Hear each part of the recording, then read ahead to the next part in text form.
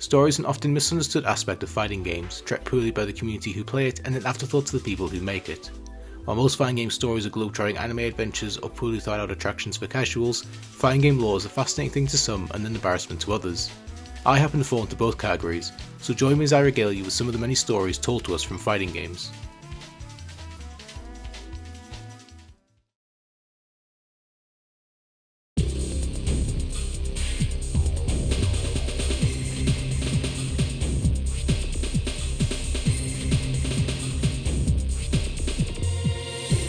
It's been a few months since Bison and Shadaloo finally began their plan for world domination, only for Bison's old pupil Rose to destroy his body with soul power.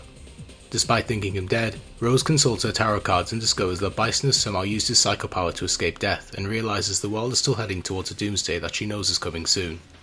Still reeling from the death of his master and father figure Gouken, Ryu continues to be troubled by the words of his killer, Gouken's brother Akuba, who revealed to Ryu that the two shared the same power, the Satsui no Hado, a power that corrupts Ansatsuken practitioners who use the style with the intent to kill. Unable to defeat Akuma and knowing deep down that his words were true, Ryu struggles to find a balance between the lessons Gouken told him and the inner turmoil boiling within him that leads him closer and closer to the Dark Ado. These struggles only get worse, however, when Ryu is suddenly met by Rose. Rose appears before Ryu and tells him that he is not strong enough to defeat that man, but if he were to give up his soul and fight him, he would be victorious and prevent doomsday. Ryu is utterly confused by Rose's warning, but the mysterious fortune teller simply demands that Ryu fight her now as a way to measure his skill. The two fight and Ryu ends up as the winner, though it's likely Rose allowed him to. Rose tells Ryu that he must fight with his soul and not his power, and that he won't become a true martial artist until he understands that. She tells Ryu that while he tries in vain to look for the answers to his questions, the answer itself lies within him, and that he must keep her words in mind when he faces that man. Rose then leaves without any further explanation, clouding the young fighter's mind even more than it already was before. Feeling that something greater is at play, Ryu decides to heed Rose's words and goes out into the world to find that man. Rose returns home to consult her tarot cards, but upon reading them, she discovers a shocking truth. Despite being a natural-born human, she in fact shares some of Bison's soul due to their shared teaching of soul power. Determined more than ever to destroy Bison and free not just the world from his grip but herself, Rose decides that she will fulfill her goal no matter the cost, even if that cost were her own life. Following the sudden disappearance of his best friend Charlie Nash, the Air Force Commander Gal continues to worry about what could have happened to him. After Charlie's dog tags are found in a disused Shadaloo base, Gal finally gets the go-ahead to follow Charlie out onto the field and investigate his friend's disappearance, though he is unaware that Charlie had already been killed by Bison months prior. Not long after starting his investigation, Gal eventually crosses paths with Chun-Li, an Interpol agent that has taken charge of the investigation into Shadaloo and Bison. Wanting Bison to pay for his hand in her father's death, Chun-Li has utterly dedicated herself to her investigation and her goal of destroying Shadaloo, even more so after hearing rumours of Shadaloo developing a new technology that can control minds. Gal questions Chun-Li on the whereabouts of Charlie, but Chun-Li is unaware of his involvement in the Shadaloo case and has no answers. Chun-Li then informs Gal of Shadaloo itself, disturbing the commander who had been kept relatively in the dark regarding the cartel's existence and actions. Concerned about Charlie's possible involvement as well as Shadaloo's effect on the world, Gal decides to tackle both issues at once and partners with Chun-Li. Within Shadaloo itself, Bison has been engineered a new body after Rose destroyed the previous one the last time they faced each other. However, Bison begins to feel the effects of psycho power pushing his body to its limits. Knowing that the manufactured bodies are not strong enough to allow him the full use of his power, Bison sets his sights on a stronger host for his psycho power. Bison then thinks of Sagat, who still focuses on getting a true rematch against Ryu after he threw that last fight in order to clear Sagat's mind of revenge and give up his pursuit of him. Intrigued at how a warrior like Sagat could be so obsessed with a mere wandering fighter, Bison begins to take note of Ryu and plans to use his body as his new host. In the meantime, however, Bison orders his scientists to make him a replacement body should the worst happen and his current body is destroyed before he can take Ryu's. Bison adds his own essence to the cloning project, which leads to a strong result. Naming the clone Killer Bee, Bison plans to use her as a backup should his plans go awry and places her in his elite squad of dolls, a unit that is made up of kidnapped and brainwashed women that Shadaloo control. Due to Killer Bee's enhanced power from the use of Bison's DNA, she is immediately sent out across the world to carry out many assassinations in Shadaloo's name. One such target is the great yoga master Dalsum, who was once again sent out into the world for the sake of his village after sensing a great evil energy emanating from somewhere in the world. Killer Bee confronts Dalsum and confirms him as a target, as Dalsum realises that Killer Bee is an assassin of Shadaloo, though he is disturbed by her aura and eyes, likening them to those of a machine. Killer Bee ignores Dalsum's words and engages him in a fight while extracting his fighting data at the same time. Dalsum is unable to handle Killer Bee's power and is defeated, but despite losing, Dalsum is able to look inside Killer Bee's head and sees that beneath her brainwashing, she is confused and afraid. Killer Bee tries to reject Dalsum's attempts at reading her mind, but is powerless to fight back. Dalsum realizes that the rumors of Shadaloo using mind control are true, as he sees that Killer Bee's suppressed mind is trying to break free. Killer Bee still tries to fight against Dalsum's powers, but is unable to do so as Dalsum manages to break her mind control, freeing her from Shadaloo and Bison's grip. Upon being freed, Killer Bee is overwhelmed with her own thoughts and feelings. Realizing that Shadaloo was fully controlling her, Killer Bee discards her allegiance to Shadaloo and goes rogue, turning her back on her creators. Dalsum, disturbed by the lengths that Shadaloo are willing to go for their evil quest of world domination, decides to abandon his search for the evil energy emanating in the world and returns to his village, not wanting to be corrupted by the darkness himself. After being tricked by M. Bison into being a test subject for Shadaloo's scientists, Birdie plans to betray Bison and Shadaloo as payback. While sneaking around a Shadaloo base, Birdie enters the data room where he discovers the existence of something called the Psycho Drive. Though not sure what the device is or what it's intended to be used for, Birdie feels that if he were to get his hands on it, he'd be able to overthrow Bison and become the leader of Shadaloo. Birdie then flees the Shadaloo base with the goal of finding the Psycho Drive, though unbeknownst to him, his exploits have already caught the attention of Bison himself, who plans to kill Birdie as payback for his treachery. Now aware of Birdie's as well as Killer Bee's defections, Bison gathers two of his fellow Heavenly Kings, Vega and Balrog. While he orders Vega to capture Killer Bee and return her to Bison unharmed, Balrog is given the go-ahead to simply kill Birdie before he can use the Psycho Drive against them. Once a heavyweight boxing champion until he killed someone in the ring, Balrog has no qualms about killing Birdie and sets out to find him.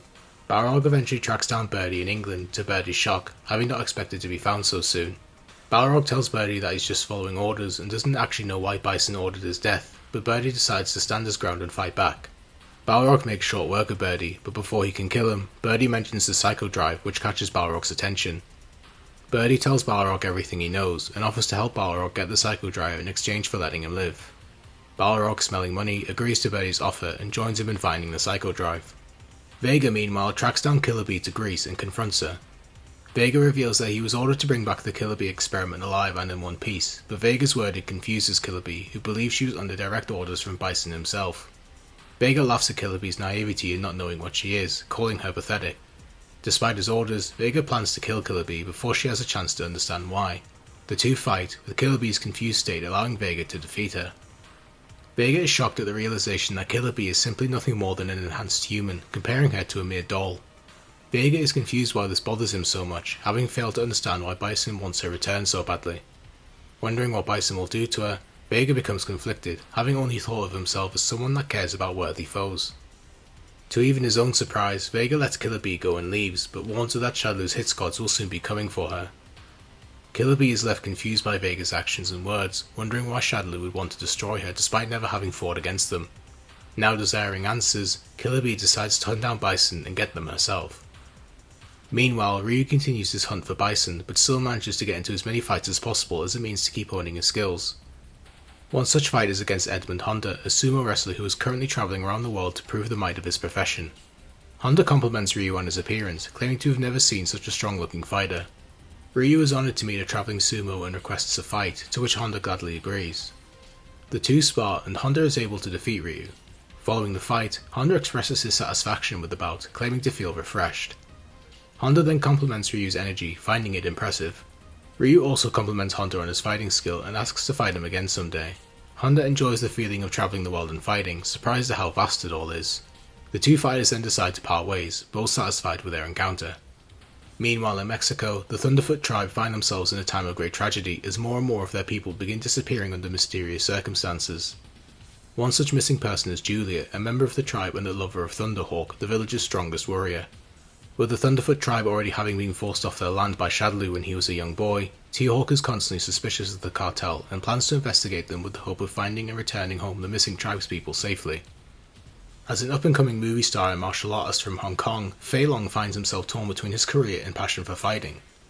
While visiting Las Vegas, Fei Long is approached by Balrog, who recognizes him and offers him a role within Shadaloo with the promises of riches via selling drugs, weapons and kidnapping. Fei Long, already aware of the criminal organization, adamantly refuses Balrog's offer, telling him to get lost. Balrog, now offended, tells Fei Long that he has no choice and begins fighting him, but he is unprepared for Fei Long's legitimate skill and is defeated. Balrog warns Fei Long that he won't get away with defying Shadaloo, but Fei Long stands his ground, telling Balrog he's always ready to fight before leaving the brutish boxer to sulk. The Jamaican kickboxer DJ has started gaining notoriety for his rhythm-infused style of kickboxing that has allowed him several victories across the world. Hoping to take his dancing and fighting skills further, DJ goes on a pilgrimage across the world. After competing in numerous fights, DJ walks down the street singing a tune to himself when he's approached by a man who recognizes him. The man, named Bob, reveals himself to be an agent for Jamaican music promotions and offers DJ a contract on the spot after listening to him sing. After being told that he can become the biggest star from Latin America, DJ wonders about how interesting the journey of a street fighter to a superstar could be and enthusiastically agrees to the deal, nearly choking out Bob while eagerly taking on the challenge of being a star in both music and the martial arts. After parting ways with him months ago, Sakura Kasugano, Ryu's #1 fan, hopes to once again scour the world in search of him. While returning to her normal life as a schoolgirl, Sakura ends up developing a rival in Karin Kanzaki, the heir to the Kanzaki Zaibatsu and a keen street fighter herself. The two have developed a fierce back and forth, with the both of them almost taking it in turns to defeat the other. Eventually, Sakura can resist the urge to find Ryu no longer and once again skips school to scour the world in search of him. Karin, wanting to gain another victory over her rival, decides to abandon her duties as the Kanzaki heir and follows Sakura out into the world. Before heading out, Sakura decides to enlist the help of Dan Hibiki due to his knowledge of multiple foreign languages as well as any information he might have due to his past as a brief student of Goken's. Sakura finds Dan living in a tent in a park in Japan after his dojo business failed to take off. After hearing Sakura's offer, Dan immediately agrees, but on the condition that anyone Sakura defeats will be forced to join his Saikyo style. Sakura reluctantly agrees and the two soon depart. Before they can leave, however, the two encounter none other than a feral beastman named Blanca, who normally lives in the Amazon. Dan, strangely, has already met Blanca and knows him by his real name of Jimmy after Blanca saved him in an unspecified incident years ago. Blanca, who has never left his home in the jungle, has finally ventured out into the world after mistakenly getting into a poacher's car and hitchhiking across the world, though he is currently unable to speak outside of beastly grunts. After beating Dan in a fight, the two offer to let Blanca accompany them, to which Blanca accepts. Together, the trio resume their journey in search of Ryu in street fights. Karin, meanwhile, continues to follow Sakura and her friends while taking on as many opponents as possible. One such opponent is Rainbow Mika, an up-and-coming women's wrestler currently on excursion who hopes to make a name for herself and eventually wrestle with her hero, Zangief.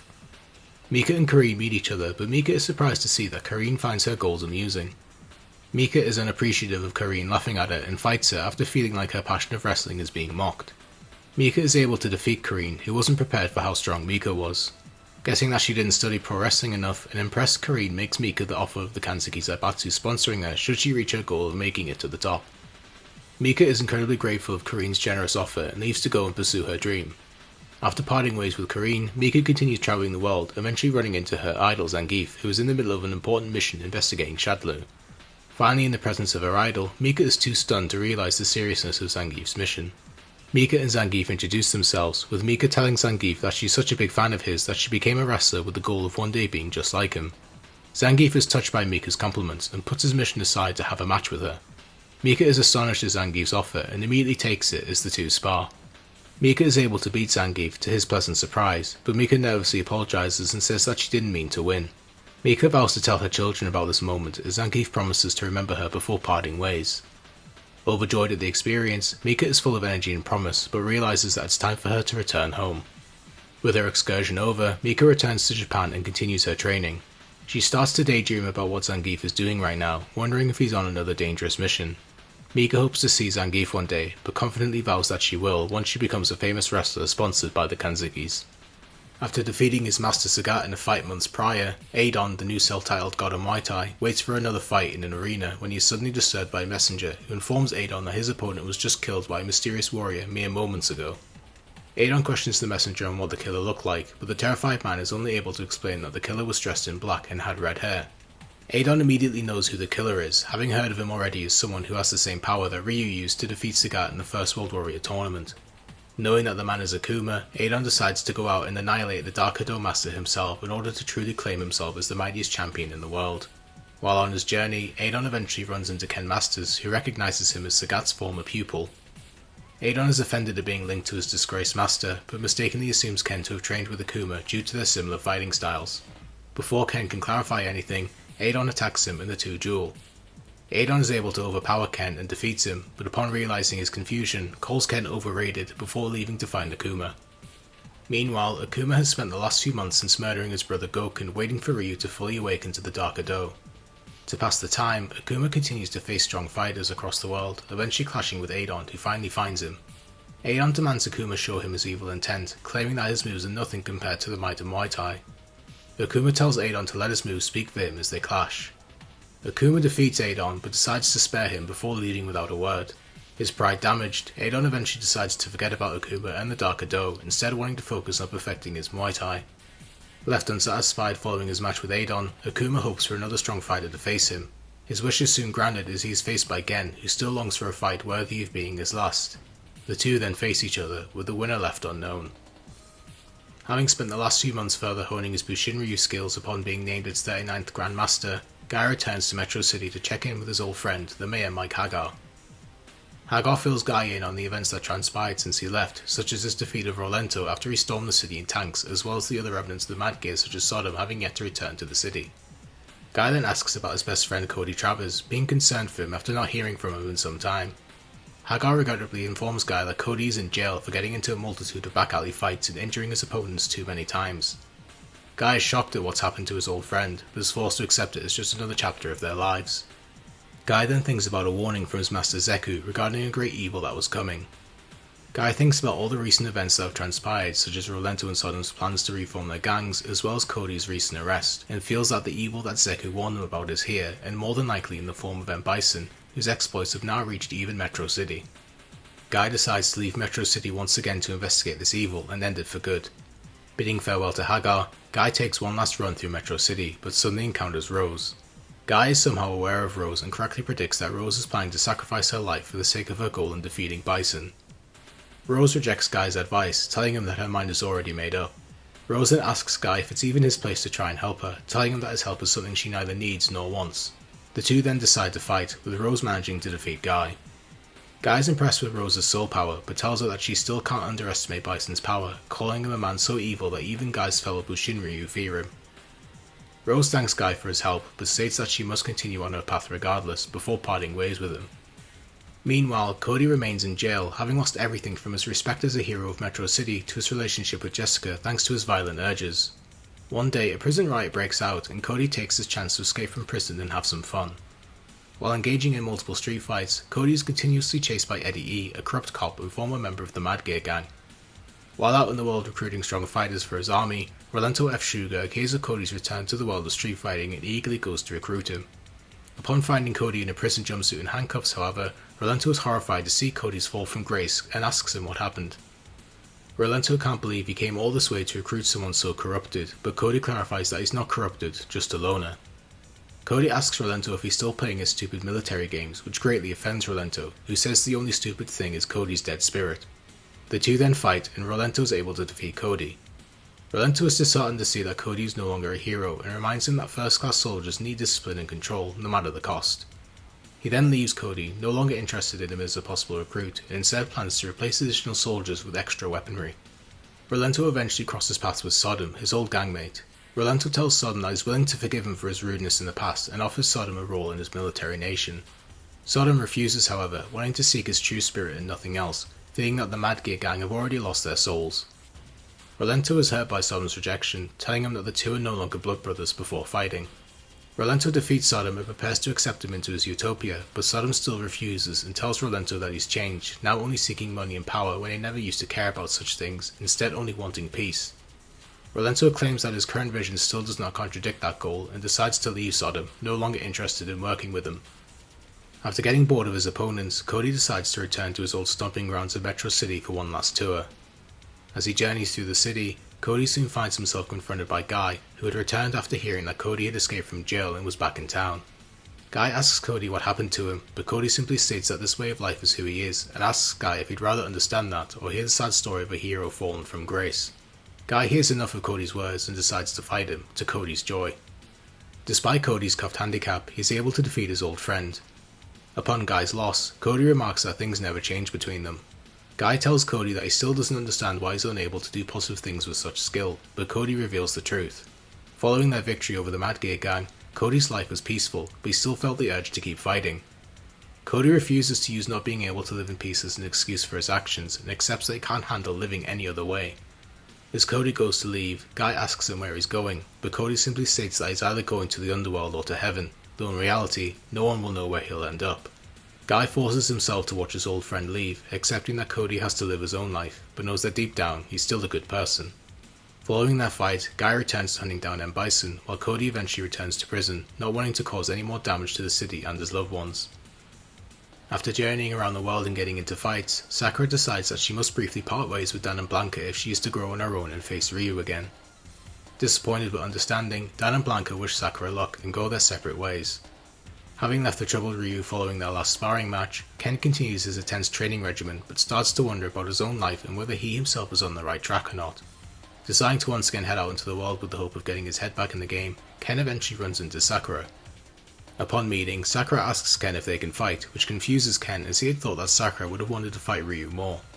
Sakura clarifies that while she'd of course want to fight Ryu, his current whereabouts are hard to discern, but she'd also like to find out how much progress she's made before the next time they meet.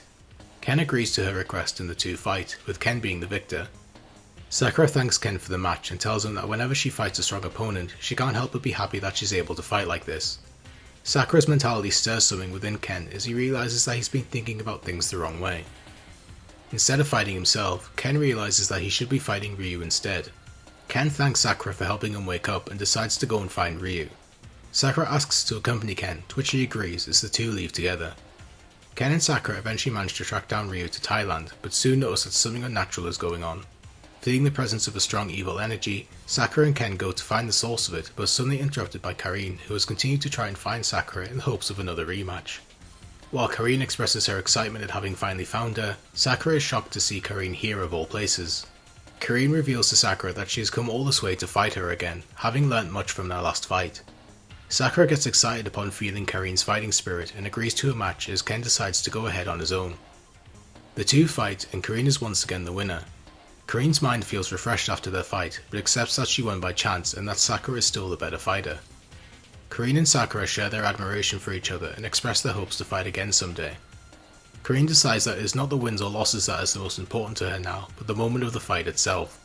Satisfied, Karine leaves Sakura to continue her hunt for Ryu and returns home. Meanwhile, Chun-Li and Guile eventually make their way to Thailand and discover another of Shadaloo's bases. The two infiltrate the base and sneak through undetected as they try to find something that would help them defeat M. Bison while looking for any signs of Charlie. Upon entering a secret area of the base, the two discover Shadaloo's secret weapon, the Psycho Drive. With it being a large machine that gathers and stores negative energy, M. Bison plans to use the Psycho Drive to charge his psycho power and fire it through satellites placed around the planet with the goal of destroying it and dominating over what remains. However, due to its charging properties, Bison uses the Psycho Drive to regenerate himself upon his defeat, and it's through this continued use of the Psycho Drive that Bison's body is beginning to deteriorate. The Psycho Drive is also used by Bison to brainwash anyone he wants, and is currently used to control the remaining dolls. Chun-Li and Guile are horrified at the contraption and agree that even if they had to lose track of Bison once again, they must at the very least destroy the Psycho Drive and decide to plant explosives around the device. Meanwhile, Killer Bee makes her way to the Shadaloo base with the hope of finding Bison and getting answers from him. To her surprise though, she meets Bison in the forests outside the base, where he tells her that he didn't expect her to return. Killer Bee is confused as to why Bison has decided to turn on her, but Bison simply asks her why she didn't kill Vega when she had the chance. Killer Bee is unable to answer Bison's question, proving that she has become self-aware. Now deeming her useless to him, Bison commands two of the dolls to stay behind and eliminate Killer Bee. Bison leaves as the doll unit appears and dispenses two of them to take on Killer Bee, Junie and Julie. The two dolls attack Killer Bee at once, but she's able to fend off both and defeat them. Leaving the two outside the base where they'll be safe, Killer Bee rushes inside to rescue the other dolls from Bison's clutches. Ryu finally arrives in Thailand, having learned that Shadaloo forces were spotted there. Ryu quickly makes his way to the site of a Shadaloo base where he discovers Ken lying on the ground. Ryu goes to approach Ken, but his best friend suddenly jumps up and demands to fight him, though Ryu notices that something is wrong with Ken, especially his eyes. Ken ignores Ryu and fights him, with Ken fighting much more savagely than normal. Ryu is still able to defeat Ken, but is soon approached by M. Bison himself, who picks up the defeated Ken and tosses him aside. Ryu asks Bison who he is, but Bison simply laughs at his suspicions surrounding Ryu's strength being true. Bison reveals that he had used Ken's insecurities over the gap between his and Ryu's skills to brainwash him and have him fight Ryu as a test of his skill. Ryu is enraged at Bison's actions and fights him, with Bison hoping to unleash the Dark Ado within Ryu so he can use it as his new host. Ryu is able to defeat Bison and wonders if this was who Rose had warned him about. Suddenly Bison leaps up, having only feigned his defeat. Bison tells Ryu that it's his destiny to become Bison's next host body, and that even if his body were to be destroyed, his soul is eternal. Bison then attacks Ryu, wounding him enough for Bison to control his mind, ready to take on Bison's soul. The two are suddenly interrupted by Sagat, who arrives looking for Ryu, but is instead horrified to see what Bison has done to him.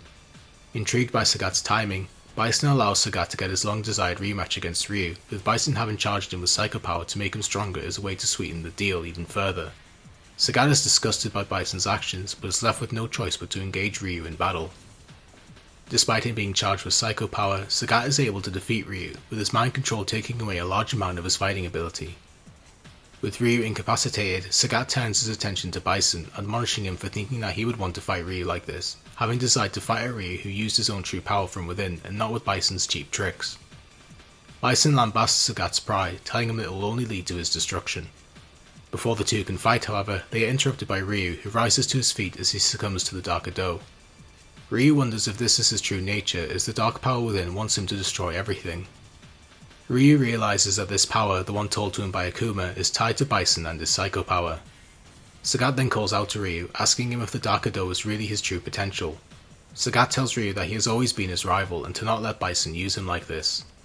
Sagat asks Ryu if this is all he's made of, trying one last time to get him to snap out of his dark descent. As Ryu tries to fight off the killing intent, Sagat's words stirs memories of all the fighters he has come across during his journey, such as Sakura and Akuma, as well as their final words to him the last time they met. He then thinks of Ken and his long friendship with him as he struggles to overcome the Dark Ado. Suddenly, Sakura appears and shields Ryu from Bison, telling the dictator that he will have to kill her to get to him. Bison strikes Sakura down and demands she get out of his way, but before he can finish her off, Ryu jumps to his feet, the act of which catches Bison's attention. Realizing that Ryu cares for Sakura, Bison plans to use her in order to lure the full power of the Dark Ado out of Ryu. Sakura is confused by Bison's talk of the murderous Ado, but before she can do anything to help herself, Ryu suddenly strikes Bison and saves Sakura. Bison is baffled as to how Ryu is rejecting the Satsui no Hado as well as his command, as Ryu manages to break free from the darkness within him and deliver a Shoryuken strong enough to defeat Bison. As Bison's body starts to crumble from Ryu's Shoryuken, Rose suddenly arrives to deliver the killing blow, piercing Bison in the chest with her soul power infused scarf. Rose tells Bison that he's finished, but laments the fall of her old master and how she had to be the one to destroy him with her own hands. Bison is impressed with his student's resolve, agreeing that there was no other way to end things. However, Bison tells Rose that his soul will not be extinguished just yet, before striking her with a deep blow to the stomach. Bison tells Rose to imagine the future, asking her if she can see the one who truly wields the power granted to them, revealing that it is her that stands victorious in the world of eternal doom. Rose cannot believe Bison's words, realizing that he intends to reunite their shared souls by possessing her. Bison's body then fully combusts, his body exploding into a wave of Psycho Power. As Rose collapses, she is quickly saved by Guy, who is glad he was wise enough to follow Rose before she sacrificed herself. As he carries her to safety, Guy gets an unsettling feeling and notes that despite her wound not being fatal, Rose has become completely catatonic. Deciding that Rose needs to be taken care of immediately, Guy prepares to take her back to her home, but starts thinking of Bison. Guy wonders if his odd feelings were all in his head, thinking that Bison is gone and no longer a threat to the world. Despite his own reassurances, Guy still cannot explain the sudden chill he feels as he takes Rose away from the base. Upon Bison's death, Killer Bee starts feeling uneasy, knowing that someday he will return. Killer Bee starts thinking about her nature as Bison's clone and how the two share the same DNA. Killer Bee soon snaps out of her trance as the base begins to self-destruct following Bison's defeat. Killer Bee rushes to the Psycho Drive, wanting to use it to free the dolls from Bison's control. As she makes her way through the base, Chun-Li spots Killer Bee and is confused by her presence, mistaking her for just a little girl. Killer Bee tells Chun-Li that Bison is no more and that the Psycho Drive is ready to explode following his death. Killer Bee reinforces her belief that her and her sisters are not dolls and that she has to save everyone before running off deeper into the base, leaving Chun-Li confused. As the base starts to rumble, Chun-Li gets a bad feeling and decides to evacuate with Guile. During the chaos of the base exploding, Birdie and Balrog sneak inside with the hope of finding the Psycho Drive before it's too late. As they make their way through, the two get lost and are unable to find the Psycho Drive in time and are forced to flee. Killer Bee reaches the Psycho Drive and starts using it to free the dolls, but doesn't have enough time before the base finally blows up. Chun-Li and Guile manage to escape in time and watch the base erupt into a mushroom cloud as Chun-Li laments the loss of all their evidence against Shadaloo. Despite losing their proof, Chun-Li still worries for Killer Bee, hoping she escaped in time. Despite having been able to save the dolls in time, Killer Bee is pinned by falling debris. Completely helpless, Killer Bee and the dolls are soon saved by none other than Vega, who arrives to pull them all out before they perish. Once outside, Vega stares at Killer Bee and initially laments her fate as Bison's substitute, but soon changes his mind, feeling that she can be reborn as someone else. Intrigued by the possibilities of allowing Killer Bee to bloom on her own, hoping to gain a beautiful and strong foe from it, Vega takes Killer Bee away from the base, leaving the other dolls to their fates. As the rest of the dolls are soon picked up by the remnants of Shadaloo's forces, T-Hawk is able to swiftly rescue Julie and flee with her, realizing that she is actually his missing lover Julia. As he cradles her in his arms, the effects of Shadaloo's brainwashing still grip onto Julia as she mutters Bison's name. Undeterred by her current state, T-Hawk vows to save Julia no matter the cost as the two return to the Thunderfoot homeland. After escaping the base, Birdie and Balrog lament the loss of the Psycho Drive, but Balrog fails to realize that the machine was actually powerful enough to get them to the top of Shadaloo and not just a quick way to earn money. Balrog is heartbroken upon realizing that he made a huge mistake in not being more determined to get the Psycho Drive as Birdie decides to leave him. As he walks away, an upset Balrog suddenly realizes that Bison never paid him for his job. Having heard of the Psycho Drive and desiring it for his own utopia, Rolento attempts to steal the device, but upon seeing the actions of Shadaloo, decides that such a device goes against the very ideals he wishes to base his nation off of. No longer desiring the Psycho Drive, Rolento leaves and continues to search for something else that will help him reach his goal. As he travels through the desert, Rolento is almost ran over by a large truck, but he manages to jump onto its roof in time. Upon landing on the roof, Rolento realizes that the driver is none other than Sodom, who had seen Rolento refuse to take the Psycho Drive for himself. Realizing that Rolento had truly not given up on his desire for peace, Sodom agrees to join his old friend in the creation of his utopia. Together the two drive off into the distance, with Rolento more determined than ever to achieve his ideal utopia and his own perfect peace. Once things begin to settle down following the base's destruction, Ryu and Sakura finally meet as Ryu apologizes to her for his weakness in succumbing to the Dark Ado, having felt like he failed her as well as himself. Sakura holds no ill will towards Ryu's moment of weakness, believing that he has true power even stronger than the Dark Ado. Ryu tells Sakura that he's still an unskilled fighter and has much to learn, asking Sakura if she can wait for their next meeting to fight. Sakura agrees, feeling that by then she'll be ready to take him on. The two agree to be 10 times as strong the next time they meet before going their separate ways. Sakura watches Ryu leave, proud of the man she has come to idolize. Sakura then runs away from the wreckage of the Shadaloo base where she runs into Dan and Blanca, who had followed her to Thailand to make sure she was safe. Dan and Blanca remark at the massive explosion that had just taken place as Blanca suddenly announces that he must leave. Dan and Sakura are surprised at Blanca's sudden desire to leave, but give him their best regards and hope to meet him again someday. Blanca bids the two farewell and runs off into the horizon, enjoying the freedom of the outside world and the curiosity it brings while he can. As he leaves Thailand, Ryu comes across Sagat, who is waiting for him. The two stop to talk, with Sagat telling Ryu that he allowed himself to almost be destroyed by Bison. He goes on about how he trained to defeat Ryu, but he now realizes that Ryu himself isn't ready for their rematch yet. Ryu agrees, saying that if there is any weakness within him, he will have to one day overcome it. Ryu finally accepts the journey he is on for what it is with no regrets and is determined to not turn back. Ryu asks Sagat to wait for him until he's ready to be a master before continuing on his journey. Sagat wonders why he feels so excited, recognizing that he is a far cry from when he was known as the Emperor of Muay Thai. Sagat knows now that Ryu is truly the one that he needs to defeat, and anticipates the day when they can fight as equals and with no interruptions. With the dust having settled following Bison's death, all Shadaloo activity around the world proceeds to stop. After an extensive investigation by Interpol and the US Army, neither could discover the current whereabouts of M. Bison or Killer Bee and the dolls. With the cartel's destruction having been closely followed by the world, the events are soon adapted into a Hollywood blockbuster movie with Fei Long in the starring role. Street Fighter is a roaring success, and Fei Long becomes a movie superstar overnight and is thrust into the spotlight. Though he has achieved everything a movie star could ever hope for, the fighter within him is still not satisfied as he plans to continue honing his martial arts further and further. Guile is left uncertain regarding Charlie's fate, having found nothing that clarifies what happened to him. Unhappy with having to return home without his friend, Guile is soon joined by Chun-Li, who confirms that the base, as well as Bison's psycho power, is no more. Guile shows no reaction to this and the news that the remaining Shadaloo facilities are now under their control. Chun-Li, knowing what is bothering Guile, tells him that she believes her father is alive somewhere just like Charlie, and that they will only die when they stop believing in them. Chun-Li leaves Guile alone with his thoughts as he stares at Charlie's dog tags. Guile eventually decides to side with Chun-Li's belief that his comrade is still alive out there, somewhere. Ryu and Ken finally reunite at Goken's dojo, having both been through a lot since they were last there. Ken asks Ryu if he's leaving again, telling him that he owes him more than he could ever repay him for saving him from Bison's mind control. Ryu tells Ken to forget about it, as he's now focused on a new path, remarking that he never knew so many things were possible. Ryu states that the more they study the martial arts, the more fearful it gets, but he still finds it magnificent in its unlimited vastness. Ken laughs at the familiar deep thinking from his old friend, and tells Ryu to just remember that Ken owes him. Ken then watches Ryu walk away with his bag over his shoulder, the open road, and a world full of opponents waiting for him.